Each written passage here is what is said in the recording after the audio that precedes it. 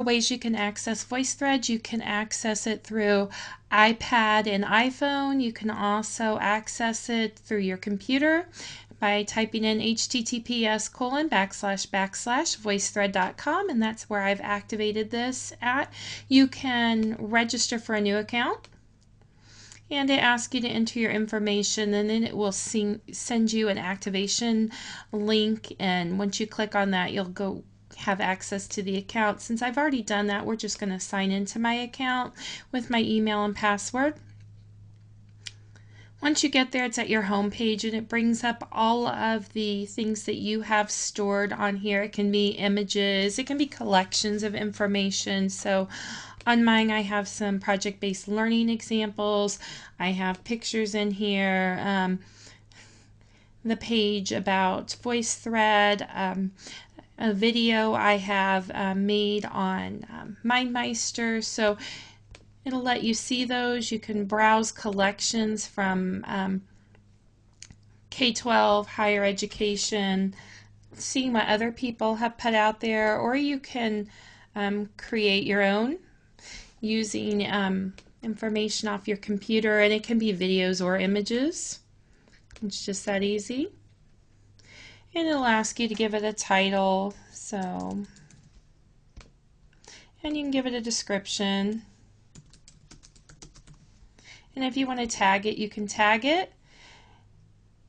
You can also add media sources to it. So I might want to go in and find some pictures in Flickr, some other things off of Voicethread. I might want to add my own Voicethread. So maybe I want to add me on my iPhone talking to you guys, so showing that it is accessible from other places. And if you want to preview it ahead of time, but I've already previewed this, so I don't really need to preview it. You can add your own audio recording, a webcam photo. So it's always going to ask me if I have access to Flash. So here's a picture of me. You can also add webcam videos, which I've done earlier, but I can add that, and I can say hi to everybody this way. It's always going to ask you about the Adobe Flash, or at least on my computer. So, hi class, how are you all doing? This is my web tutorial on Voicethread.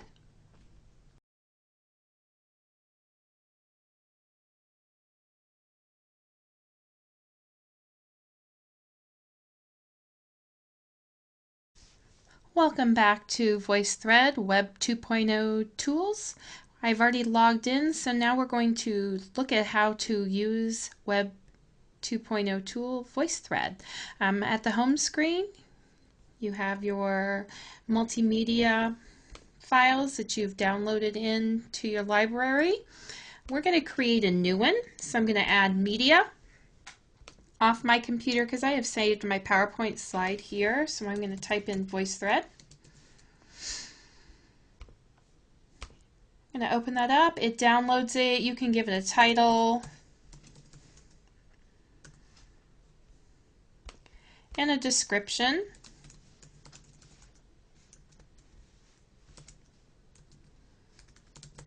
And you can tag it if you want, so your audience knows what this is about.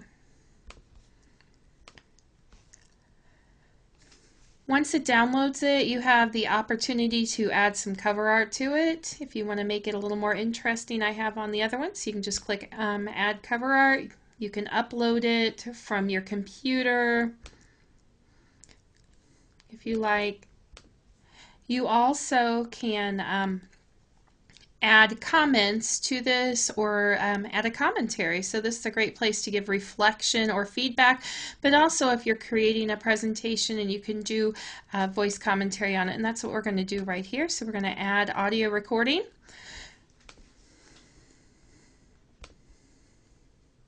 And it takes just a minute. Welcome to my Voicethread Web 2.0 tool PowerPoint presentation. In this presentation you will learn about what Voicethread is, how you can access it, customize it, benefits, drawbacks, and also how it can be used in the educational setting for partnering tools. So I would listen to that, make sure it sounds okay. If it doesn't, I can cancel it. If it sounds good, I can save it. And I can do this for each one of those. If there's a slide, and I have one down here a little bit, that is blank, you have the option of deleting it or replacing it. So maybe I'm not really comfortable with having that blank one in there. It doesn't look good, or I want to add something else. I can always add in an image. I can add in off a media source, a webcam, Flickr,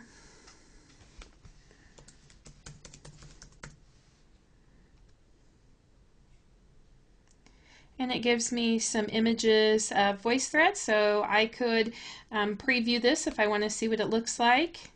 And it looks like someone's created a Voicethread presentation in addition to me, so I might want to add that in there also.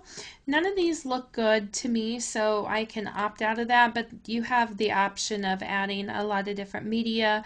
You can also comment on something, so you can do that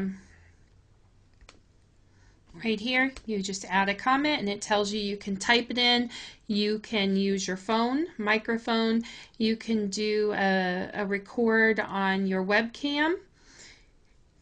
And those are all options. This is a great way for your feedback. So that is several ways that you can use it. We're going to go back to our home page, and thank you for hanging out with me.